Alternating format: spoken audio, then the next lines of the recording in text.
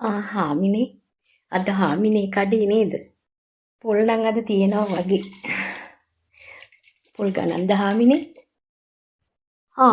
සෝමවතී මොකද මේ වෙලාවේ? නෑවද?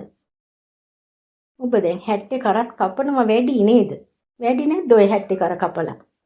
අනේ නෑ හාමිනේ මම මේ ගොයන් කපන්න ගියා ලොකු ඉස්කෝලේ හාමිනේලාගේ.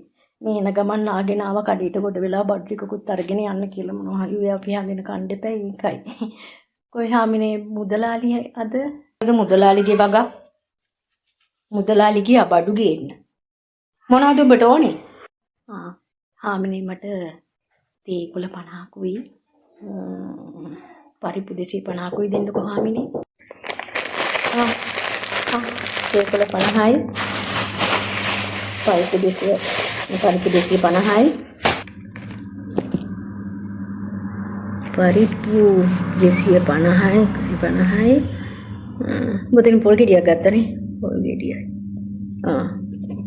450 දීපන් 450යිද හාමිනේ ඒක පොතට දාගන්නවද පොතේ ලියා ගන්න හාමිනේ පොතට අපි පොත්වල ගණන් ලියන්නේ නැහැ. ඇයි මුදලාලි උඹට ණයට දෙනවද? ඒක තමයි එහෙනම් මේ බලිගි වනවන අය එන්නේ හැමදාම මෙතන.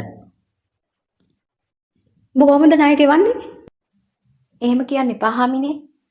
මං ඒක මුදලාලිත් එක්ක බේර ගන්නම්කෝ. මං හැමදාම මුදලාලිත් එක්ක ණය ගනුදෙනු කළානේ. මොනවා දන්නේ නැතුවට. මොකක් කිව්වා?